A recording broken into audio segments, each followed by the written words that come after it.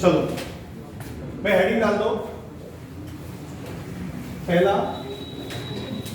Circle plus circle. बेटा area bounded reason सीख रहा है किसका? सर्कल प्लस सर्कल का, ठीक है। अब इस पे देख लेना, सब क्लियर आ रहा है ना, सब नॉर्मल, ठीक है। सर्कल और सर्कल में बेटा जनरली क्या होता है कि दो सर्कल आपको गिवन होते हैं, ठीक है। अप्रॉक्सीमेट दोनों स्टैंडर्ड होते हैं, जैसे एक ये ले लिया x square plus y square equal to 4, तो सेंटर रेडियस क्या क्या होगा इसका? 0 0 और रेडियस 2। और बेटा एक दे दिया x माइनस 2 का square plus y square equal to 4, centre बताइए 0 रेडियस 2। अब ये दे रखा है, अब इसको अगर मैं कहूं कि पहले सर दोनों में x और y है, तो बिफोर प्लॉटिंग द ग्राफ आपको क्या करना पड़ेगा? सॉल्व करना पड़ेगा। अरे बोलो कैसे सॉल्व करोगे? y स्क्वायर यहां से निकालो और इसको उठा के रख दो, बोले कितना आएगा? या दोनों को बराबर रख दो, जैसे बन जाए वैसे कर सकते हो, दोनों 4 4 के बराबर है। तो मैं सॉल्व कर रहा हूं, सॉल्विंग फर्स्ट एंड सेकंड।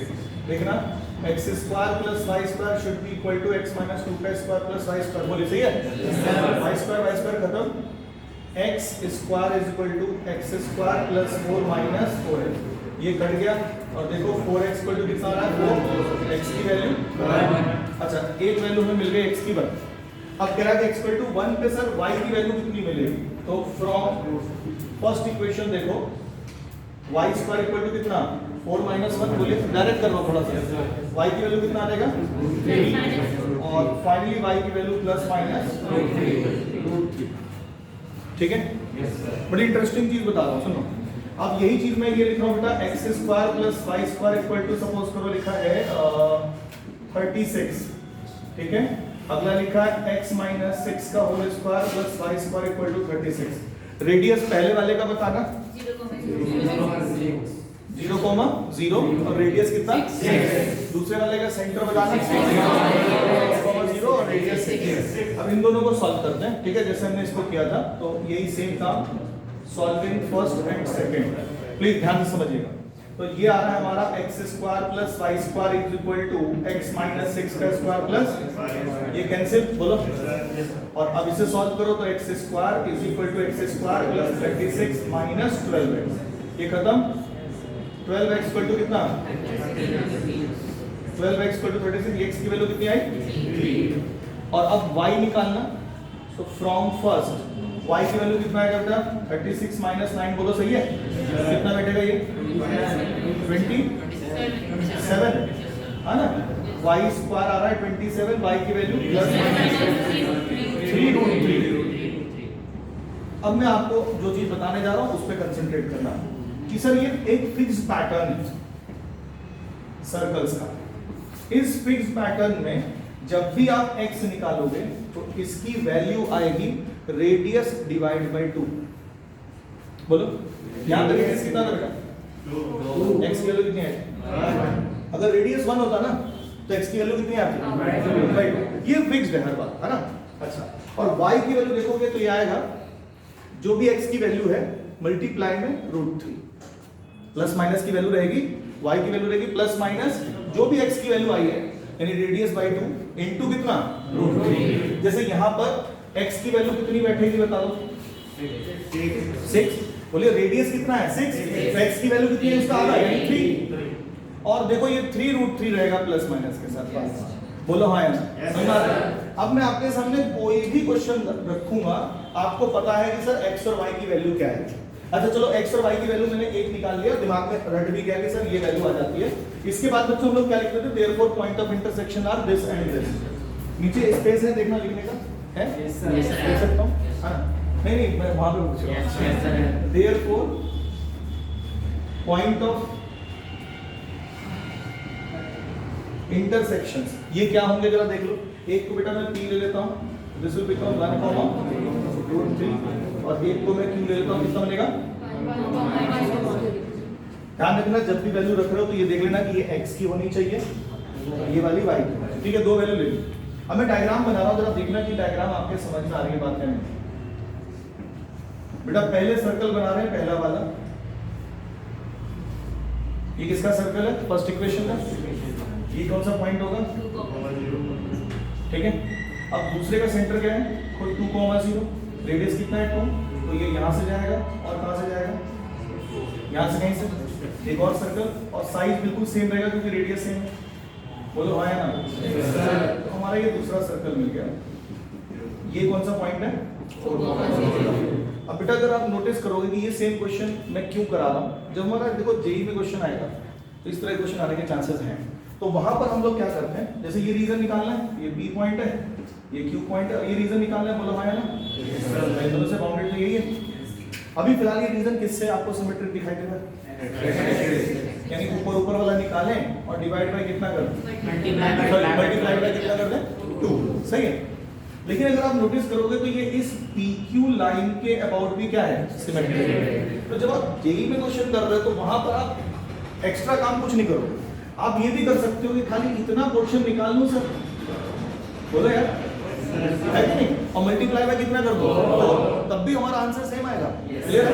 लेकिन यहाँ पर हमें ये दोनों काम करने पड़ेंगे कि भाई अगर ये सेम क्वेश्चन वैसे 99.9% नहीं आएगा आपके बोर्ड में क्योंकि सिलेबस में नहीं है, ऐसा दिख पढ़ के लग रहा है सिलेबस को, बट फिर भी अगर आता है तो कोई टेंशन वाली बात नहीं। हम नेमिंग कर देते हैं, यहाँ O है, यहाँ PQ, यहाँ पे लिख दो M, यहाँ पे क्या कर देते हैं N का कोऑर्डिनेट बताओ 1,0, ठीक है।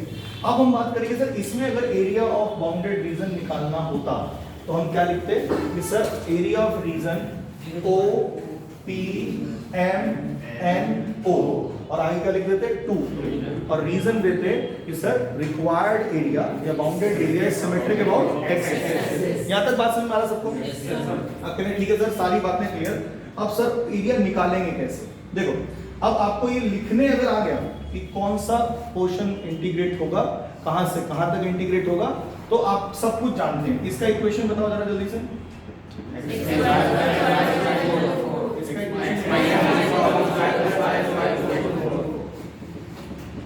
सही है ना, मतलब आपके डायग्राम में जो भी गिवन होता है वो तो मेंशन करना ही करना है, ये बात पहले से हम लोग डिस्कस कर चुके हैं।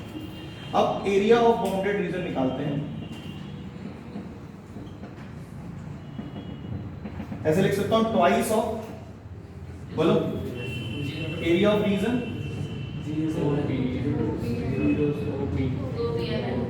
OPMNO, सही लिख रहा हूं, और इसका रीजन दे देना कि भाई since the required area is symmetric about, ठीक है। अब मुझे करना क्या, देखो इसको कैपिटल ए कह रहा हूं, ये ट्वाइस अपनी जगह पे। अब बेटा जो एरिया हमें निकालना उसका टॉप कितने टुकड़ों में टूटा हुआ है, 2 टुकड़ों में। तो पहला टुकड़ा कहां से कहां तक इंटीग्रेट हो रहा है, ये 0 से लेके, ठीक है। क्या इंटीग्रेट होगा, y dx ऑफ सर्कल 2 या सर्कल सेकंड, समझ में आ रहा है। फिर उसमें बेटा 1 से लेके 2 तक ये एरिया ऐड करेंगे, बोलो तो 1 से लेके 2 तक y dx of circle first, और ये हमारा ठीक है a1 a2 बन जाएगा रिस्पेक्टिवली। तो a is equal to twice of क्या, a1 प्लस a2, इसे डबल बंद करो। अब हमारा काम है कि a1 निकालना और a2 निकालना है। उसका भी अगर आप देखेंगे, क्योंकि मैं क्वेश्चन करा ही रहा हूं आपको जेई के लिए, तो आपने क्वेश्चन देखा और आपको डायरेक्ट आंसर पता है कि इसका आंसर ये आएगा, ठीक है, तो उस हिसाब से करा। लेकिन सारी चीजें सिखा के भी चल रहा हूं कि अगर बोर्ड में उन्होंने कोई मेंशन नहीं करा, भाई मैं सही बता रहा हूं, उन्होंने कहा कि भाई area of bounded region between the lines standard curves, तो दोनों स्टैंडर्ड ही हैं लगभग, ठीक है। बस इसके लिए हो सकता है कि स्टैंडर्ड ना दिख रहा हो, तो अगर उन्होंने दे दिया तो आप कुछ मतलब उस पर ऑब्जेक्शन नहीं उठा सकते कि आउट ऑफ सिलेबस है। हमने हर टीचर्स ने एज्यूम कर लिया कि पहले एक्सरसाइज आ रही है, बाकी कुछ नहीं आ रहा है, लेकिन आने को वो दे सकते हैं। इसलिए मैं सारा पढ़ा के चलूंगा, चाहे मेरे को समय लगे, ठीक है। इसके बाद केवल 2 क्वेश्चन और कराने हैं और हमारा ये चैप्टर डन है। मतलब 2 टाइप और कराने हैं। सर्कल में कितने क्वेश्चन में आपको प्रैक्टिस होगी, 1 में हो जाए तो अच्छी बात है, नहीं तो 2 और 1 और करा देंगे ज्यादा। क्लियर है? यहाँ तक बच्चों पहले कॉपी कर लो, क्वेश्चन बस लिख लेना। Find the area of the bounded region between the circles x square plus y square equal to 4 and x minus 2 का whole square plus y square equal to 4। जल्दी करिए, चलो अब आओ इधर।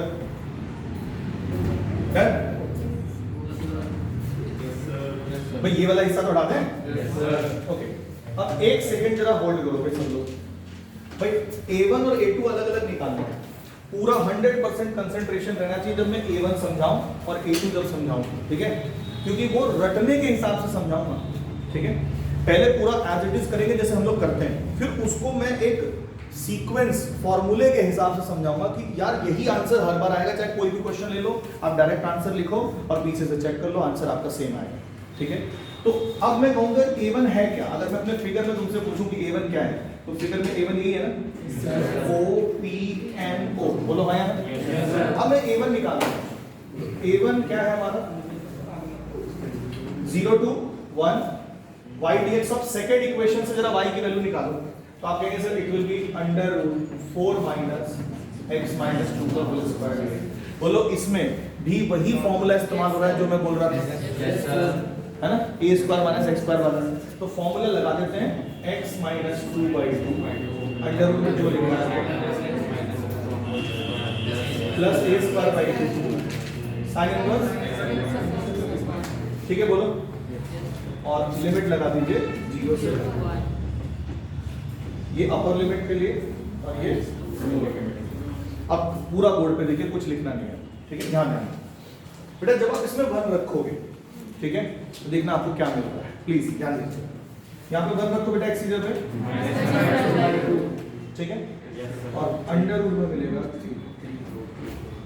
अरे बोलो, आपको बड़ी इंटरेस्टिंग बात बता रहा हूँ, हर बार हर क्वेश्चन में इस पैटर्न के यहाँ पे मिलेगा आपको x और यहाँ पे मिलेगा आपको y, यानी हर बार आपको पहले टर्म के पहले पार्ट पर माइनस एक्स वाई ही मिलेगा। क्या मिलेगा हर बार? तो x की जो वैल्यू आई है और जो y की वैल्यू आई है वो माइनस एक्स वाई बाई 2, हर बार आपको माइनस एक्स वाई बाई 2 ही मिलेगा। आज चलो कोई नहीं, फिलहाल हम अपने हिसाब से सॉल्व करके करते हैं। तो माइनस 1/2 इंटू कितना हो गया, √3 करके देखिए ना, मैं 1 रखा माइनस से किया तो माइनस 1 का स्क्वायर कितना हो गया 1, तो 4 माइनस 1 3 √3 लिखिए।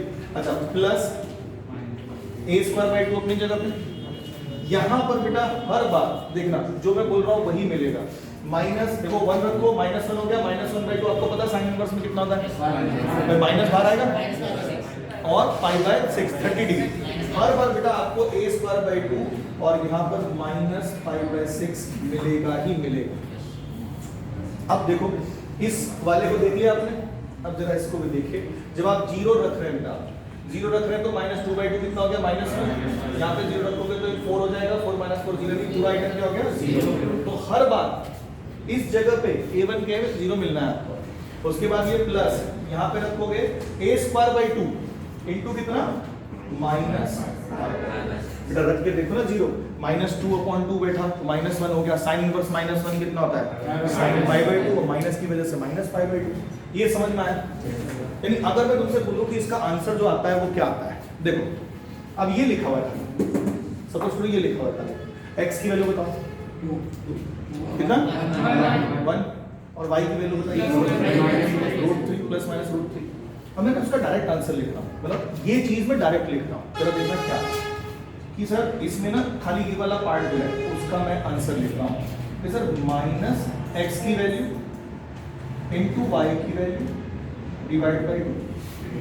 अरे बोलो यहाँ पर जो है वो a स्क्वायर बाई 2। अब a कितना है वो सबसे इंपॉर्टेंट टास्क रहेगा आपको। तो a कितना है बेटा यहाँ, अरे बोलो 2, ये a स्क्वायर हुआ ना, उस हिसाब से वो देख के पता चल रहा है से sir a square by 2 into her bar minus 5/6। और जब हम दूसरे वाले पार्ट पे जाएंगे, दूसरे वाले पार्ट पे जब हम जाएंगे तो हमें मिलेगा 0 plus a square by 2 into minus 5/2। अरे बोलो मेरी बात समझ में आई? मैंने कोई कैलकुलेशन नहीं करा, कुछ नहीं करा। अब ये क्वेश्चन अगर जेई में आता है तो हमें पता है कि क्या लिखना है। और इसका बेटा कितने गुना होगा आंसर, 4 टाइम्स हमारा आंसर मिल जाएगा। ये तो ऑब्जेक्टिव के पर्पस से मैं बता रहा हूँ। अब जरा सब्जेक्टिव के पर्पस से देखो कि हमने जो कुछ भी किया है सर वो वैल्यू रख के किया है, हमने कोई रटा नहीं, हमने वैल्यू रखा है। अगर हमें लर्न हो गया तो हम ऑब्जेक्टिव क्वेश्चन भी बना सकते हैं बड़े आराम से। अब जरा देखना यहाँ पे क्या बैठेगा, -√3/2 माइनस कितना 5/3 और माइनस माइनस हो जाएगा प्लस कितना 5। बेटा 5 में से अगर 60 डिग्री घटा दो तो कितना 2π/3 120 हो जाएगा।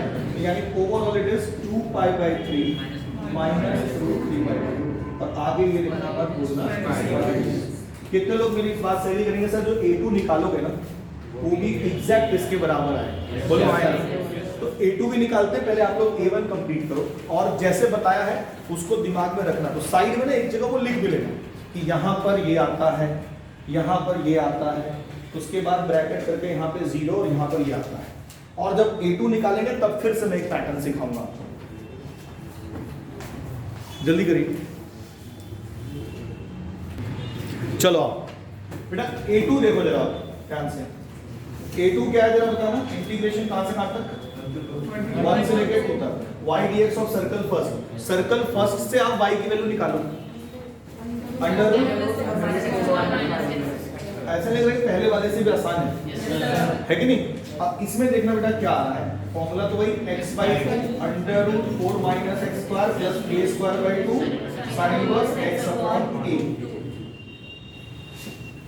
1 से लेके 2 तक। अब हम अपर और लोअर रख रहे हैं, प्लीज ध्यान देना, जो बेटा पहले वाले ब्रैकेट में आया है ना, ठीक है, उसका उल्टा आता है। ये वाला ब्रैकेट इधर आ जाता है, ये वाला ब्रैकेट इधर चला जाता है। और जहां जहां पे माइनस था, देखो पहले में यहां भी माइनस है, यहां भी माइनस, 0 को छोड़ दो तो यहां भी माइनस, बोलो हाँ या बस वो सब कुछ किस में हो जाएगा, प्लस। सब कुछ किस में हो जाएगा, प्लस।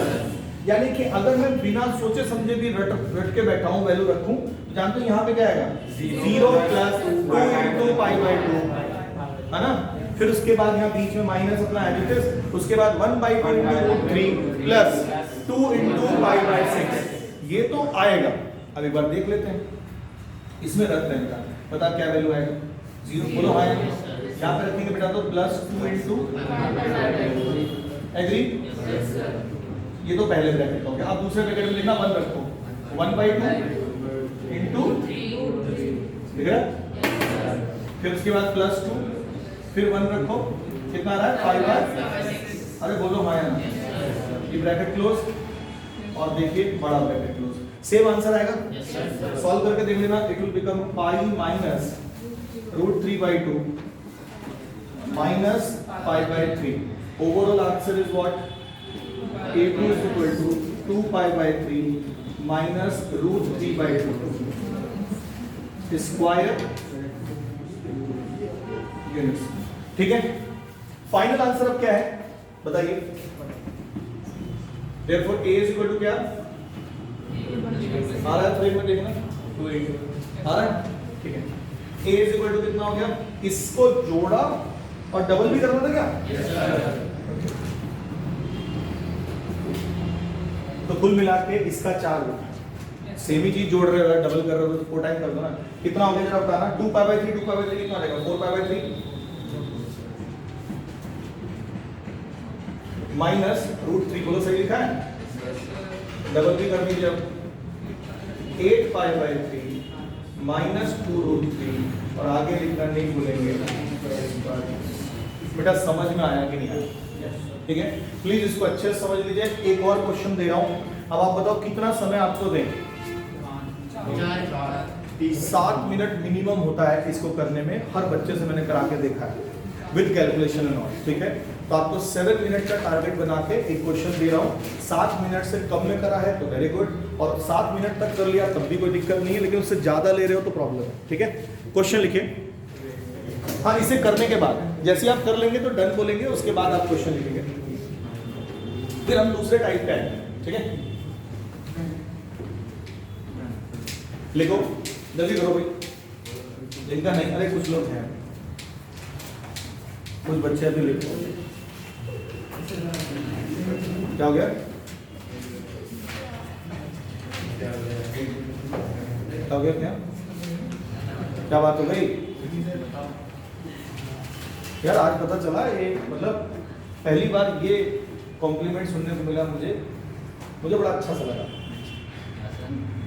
एक बच्ची जो है मेरे से नहीं पढ़ना चाहती just because of what, sir बेइज्जती बहुत करते हैं।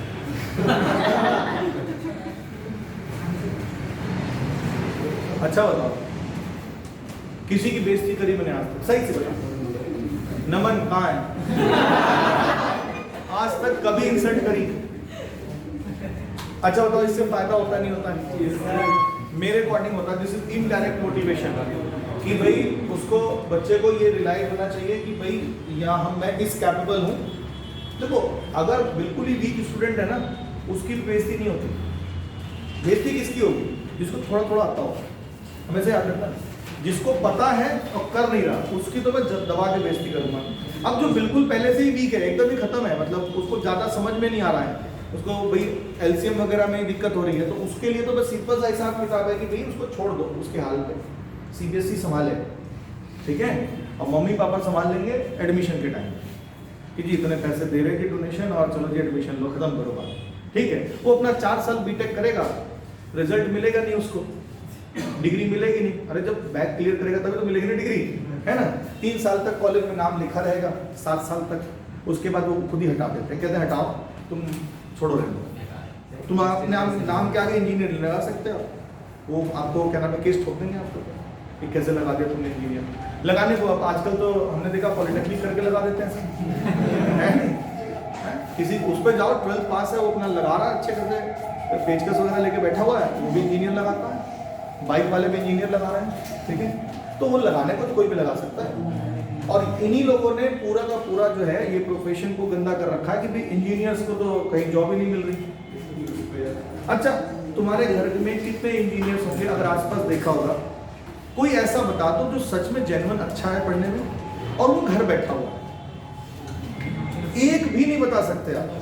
और मैं आपको दिखाऊंगा कम से कम ऐसे बंदे जो आज की डेट में 5-5, 6-6 लाख मिनिमम बता रहा हूँ मंथली का अपना अर्निंग कर रहे हैं, और वो सिंपल कॉलेज से बीटेक किए हुए और अपना पढ़ा रहे हैं, मतलब सिर्फ पढ़ा रहे करें, अपना जॉब कर रहे हैं, ठीक है। तो मुझसे सत्य निकल गया, ठीक है। नहीं, हमारा थोड़ा ज्यादा होगा, इससे इतने कम में काम है। अब सुनो, तो जो लोग बदनाम करते हैं ना कि भाई इंजीनियरिंग करा हमारा जॉब नहीं लगा, वो वही बात है, ठीक है, जिनको टीचर ने इंसल्ट नहीं करा। टीचर ने इंसल्ट कर दिया, इसका मतलब बेटा आप तुम कर लोगे कुछ ना कुछ, मतलब तुम्हारे अंदर कुछ है, तभी वो तुम्हारी बेइज्जती कर रहा है। बच्चे समझते नहीं है, सोचते हैं कि हमारी इंसल्ट हो गई तो, लेकिन बुरा यार कि ना अच्छा खासा हाथ में पैसा आ जाता है। मैं तो एक बच्चा ना पढ़े, मेरे को उससे ज्यादा तो दिक्कत, बाकी सब तो होती होती है, एक दिक्कत पैसा अगर काम चला गया, वो सबसे बड़ी प्रॉब्लम। अगर कोई बच्चा आ रहा है, वो सिर्फ इस वजह से नहीं पढ़ रहा है, मतलब स्टूडेंट इस वजह से नहीं पढ़ रही है कि भाई सर बेइज्जती करेंगे, अब उसे फोन करके ये भी नहीं कह सकता बेटा आ जाओ मैं बेइज्जती नहीं करूंगा।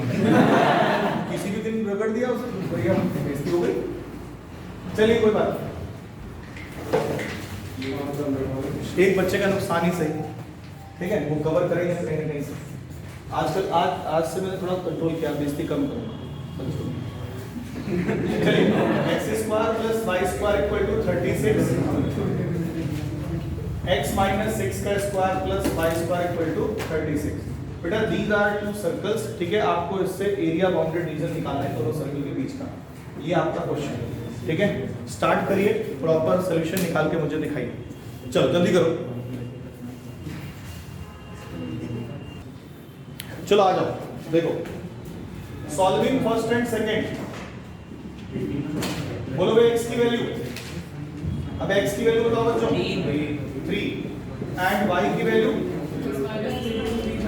3√3। ये बात डायरेक्ट भी निकल सकती है, तुमने डायरेक्ट भी लिख दिया फिलहाल अभी। Therefore point of intersections are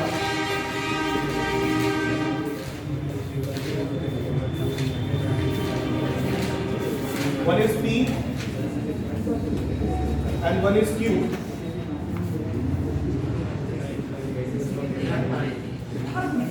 यहां तक क्लियर? हाँ जी, अब बनाया डायग्राम, एक बार चेक कर लो सब बच्चे की भाई डायग्राम सही बनाया आपने या नहीं बनाया। और ये पहला सर्कल और ये क्या बनेगा आपका सेकंड सर्कल। फर्स्ट सर्कल का equation x² + y² = 36, second circle का इक्वेशन x - 6 का स्क्वायर + y² = 36।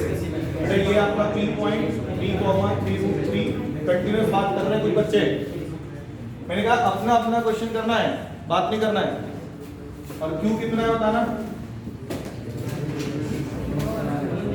यहाँ पे बेटा परपेंडिकुलर ड्रॉ कर दीजिए, दिस इज योर M, ये मान लो N, ये O है, M का कोऑर्डिनेट बताओ, M का कोऑर्डिनेट 3,0 और ये कितना होगा, और ये कितना होगा, ठीक है। ये हिस्सा हमें निकालना है भाई। चलिए area of the bounded reason, थोड़ा सा लैंग्वेज बताइए क्या होगा।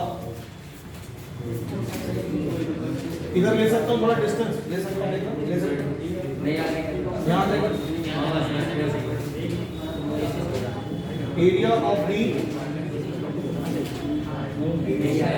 Bounded reason should be equal to integration, sorry, twice of, बोलो, area of region, नाम बताइए, OP NMO, रीजन दे दीजिएगा आप इसको, इंटीग्रेशन कहां से कहां तक, बोलो,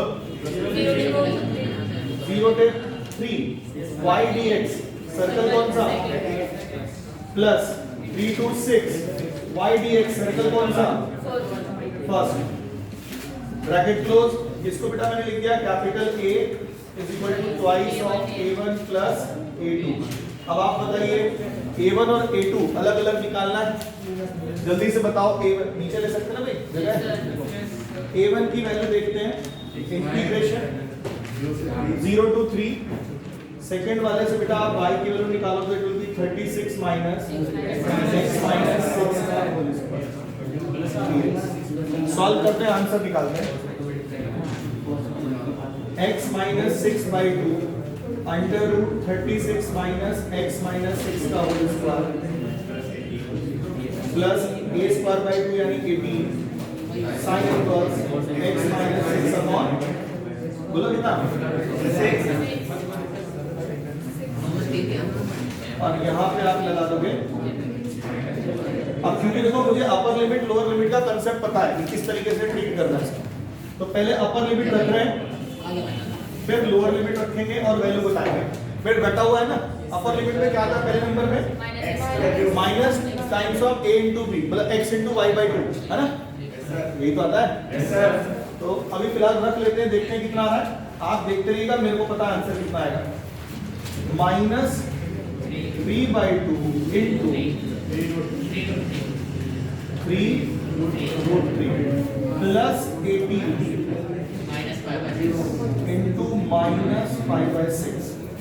यहाँ पे बेटा आएगा 0 plus 18 into minus 5/2।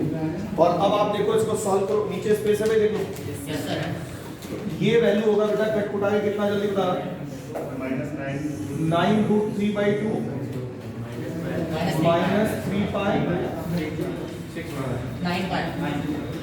Plus 9 pi, so overall it is what, 6 square. अब ये बताओ कि A2 आप खुद से कर लेंगे, और इतनी डायरेक्ट डायरेक्ट 4 से मल्टीप्लाई करोगे आपका आंसर होगा, लेकिन आप A2 निकालोगे सेम आंसर आना चाहिए, फिर डबल करना है। ये आपको बोर्ड के लिए करना है, कंपटीशन में तो आपको कुछ नहीं लिखना, डायरेक्ट आंसर लिखना है। क्लियर? चलिए अब मैं अगर कोई भी क्वेश्चन दूं तो आप डायरेक्ट आंसर लिखने की कंडीशन में हो, तो वो आप कोई भी क्वेश्चन उठा के एक बार चेक कर लेना। अब हम लोग आते हैं सेकंड हेडिंग पे, जो है आपका सर्कल प्लस पैराबोला। सर्कल रहेगा और क्या रहेगा, या एक काम करते हैं, पहले पैराबोला डिस्कस कर लेते हैं, फिर सर्कल जाएंगे। हेडिंग डालो, पैराबोला प्लस पैराबोला, मतलब इसके आगे का काम मैं आप पे छोड़ रहा हूं, कर लोगे ना। हेडिंग डालिए, पैराबोला प्लस पैराबोला।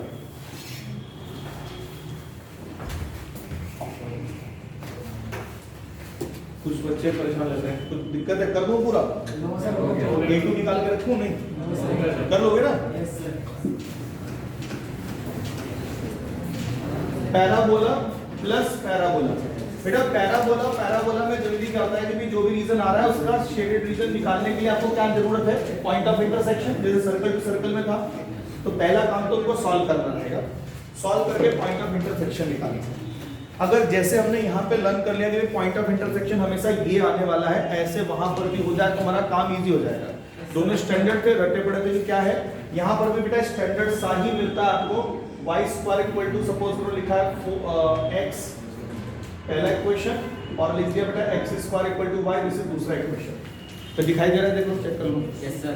ये क्वेश्चन है और इसका हम सॉल्यूशन कर रहे हैं कि ये हमारे गिवन कर्व है y square equal to x और x equal to y।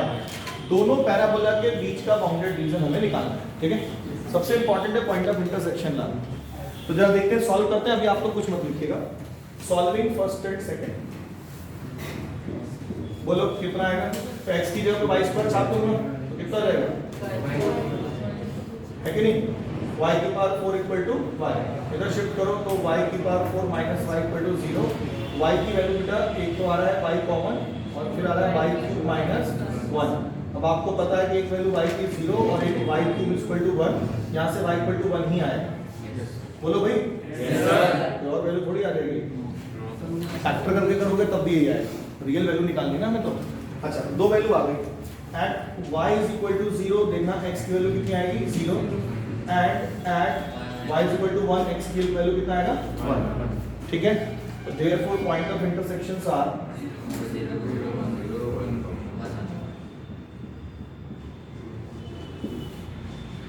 0,0 and, ठीक है। अब प्लीज हाथ रोक लीजिएगा।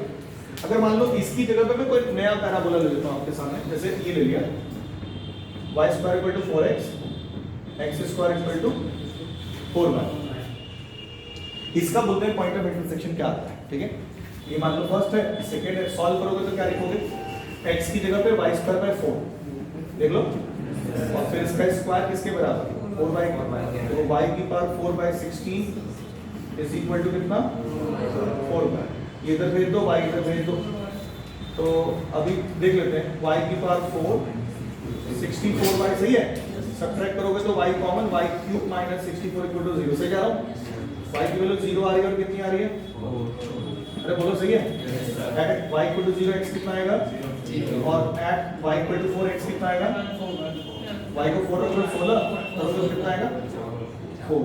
आप कहेंगे सर माइनस क्यों नहीं लिख रहे हो आप? अरे भाई x की जब माइनस रख दिया तो y पर माइनस नहीं आ जाएगा, प्रैक्टिकली पॉसिबल नहीं है, तो प्लस में ही आना है, ये बात कंफर्म है।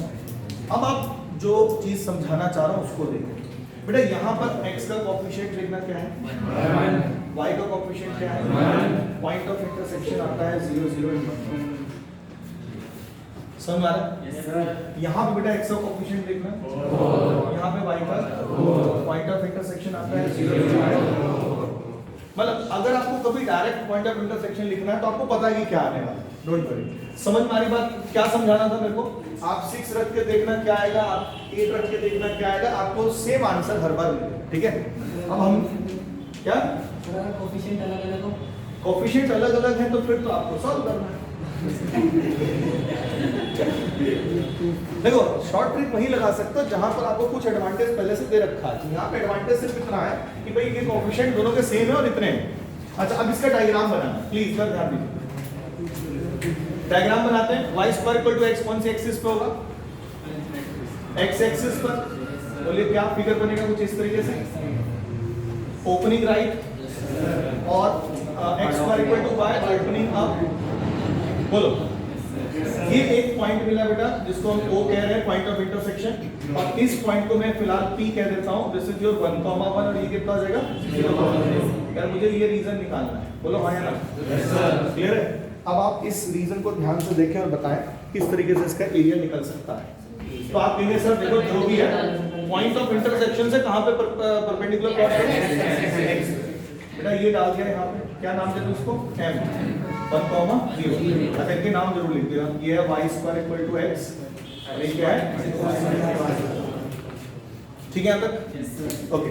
अब मुझे बताएं कि सर इसको तो मैं अब निकाल के दिखा दूंगा कैसे इंटीग्रेट करते हैं, ठीक है। अब एरिया ऑफ बाउंडेड रीजन मैं लिख रहा हूं, आप बताना इंटीग्रेशन कहां से कहां तक, किसका करेंगे, y dx, किसके y dx का, फर्स्ट, सही है।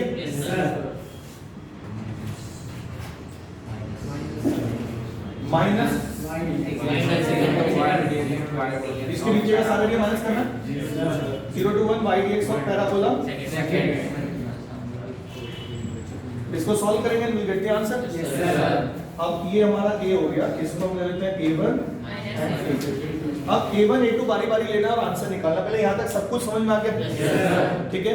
अगर हम कहें कि अगर ये वाली बात सर हम डायरेक्ट लिख लें तो भाई ये तो देखते ही डायरेक्ट आ गया हमारा, सीधा हमें डायग्राम बनाना है और ये बात लिखनी है। ये सबको आता है? फटाफट इसको बनाओ, बोर्ड पे कुछ नहीं देखना है आपको, खाली क्वेश्चन देखना है, सारा काम खुद से करना है बिना बोर्ड पे देखे। आ जाओ भाई कैलकुलेट करते हैं फटाफट।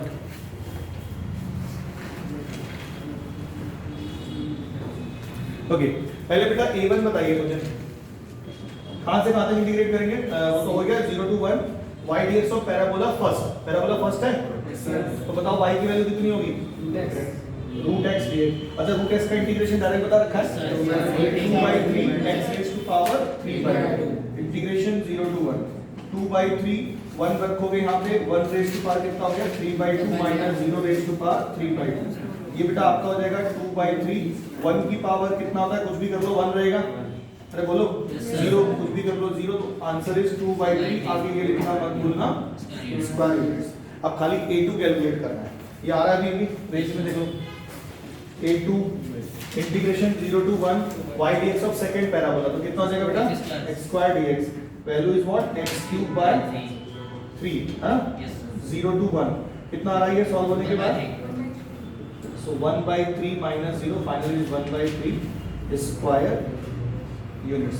अब बेटा आंसर अभी स्पेस है थोड़ा सा देख लो।